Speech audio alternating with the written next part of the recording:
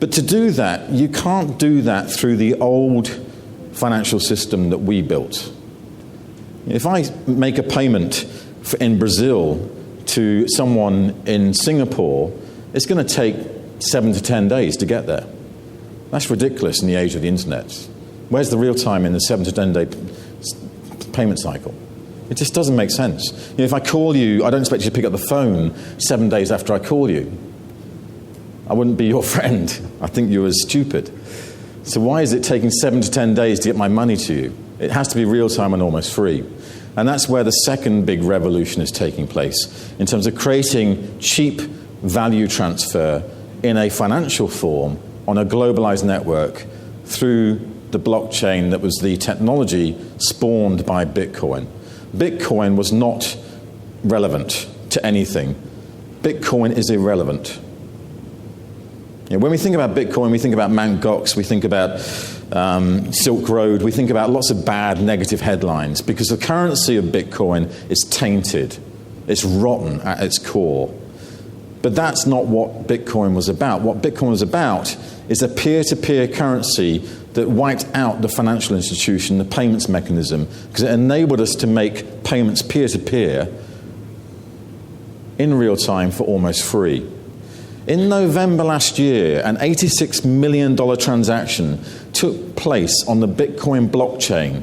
On a Sunday morning, within 10 minutes, it was cleared, and it cost virtually nothing to process. That's the point of this technology. And that's the reason why all the banks are now saying, what can we do with blockchain technology? Not Bitcoin, blockchain technology. Side chains, new chains, chains controlled by financial institutions and governments, not controlled by the libertarians of the internet. And this gets really interesting, because now we have this technology that enables us to share a trusted ledger system globally. And a good example is Ripple. Ripple, Ethereum, Eris, there's a number of companies out there that are creating bank shared ledgers so banks can actually share transactions in a trusted network online in real time for almost free.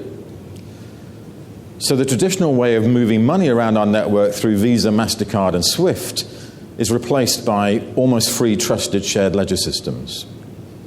This is actually a slide from Santander, who believe there's about over 20 reasons to use blockchain technologies in banking. Everything from real-time gross settlement systems, security settlement systems, through to low-value payments, clearing systems for retail payments. This is the technology that goes with mobile to create a real-time, almost free exchange of value in the financial network. And it's not just Santander, but UBS, Deutsche Bank, Wells Fargo, every bank, RBS, every bank, DBS, is already starting to say this is a technology we have to incorporate into the backbone of our systems, because it's real-time and almost free. And by being in the backbone of the systems, it reconstructs the systems. So the core systems that we've been using are reimagined through the blockchain. These two technologies, mobile and blockchain, are revolutionary, not just for money. When you look at someone like John Reed, who's formerly the chairman of Citigroup, saying that this is just a ledger system, but it's the best one I've ever seen. These people who created our financial system, like Dee Hock of Visa, are saying this is the future.